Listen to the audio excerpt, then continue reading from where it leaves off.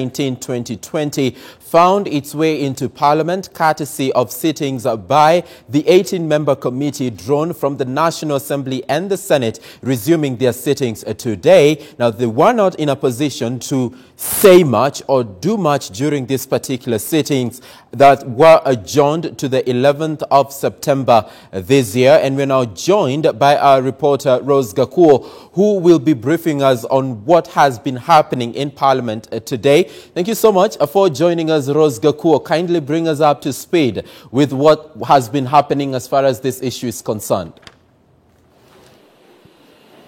Well, a very good afternoon to you, Samuel. Very many thanks. And of course, rightly put, it is yet another hitch in the protracted efforts in unlocking the stalemate of the Division of Revenue Bill, which has left the counties cash-strapped so much that various county workers have actually gone on strike, especially within the health sector. But precisely to what has transpired here today at the National Assembly, where the Joint Mediation Committee, pitting both members of the Senate as well as the National Assembly, is that the mediation process has actually not even kicked off because the meeting had to be adjourned since they were not properly constituted, where from the Senate side only 2 senators were present, and this is only the vice chairperson of this committee, Mohamed Mahmoud, who is also the budget chairperson in the Senate, as well as Okongo Omogeni, and therefore the chairperson of that sitting being Kimani Ichung'wah then had to adjourn this process. And of course, this perhaps only spelling doom to what the county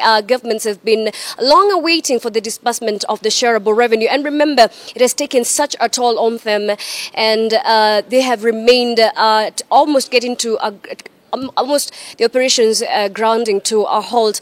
And the process has stalled for quite some time, so much that the Division of Revenue Bill has had the bill published twice now.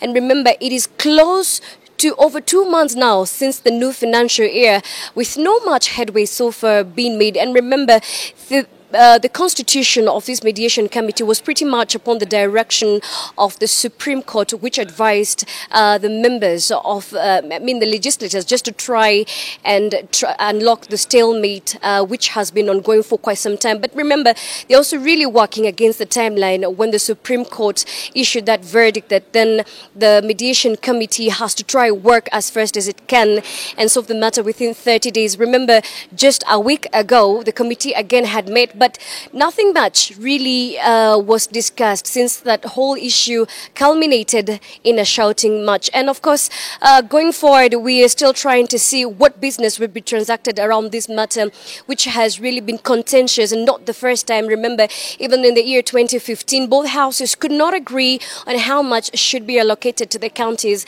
And therefore, a lot of effort is being concerted to just see how much, or going forward, who really has the final say on this matter. But among the proposals that have been issued by the Leader of Majority, who's also a member representing the National Assembly, is that in the next sitting, which has been set for the 11th of September, then we should not only have the legislators, but also have members from the Council of Governors, as well as the Commission of Revenue Allocation.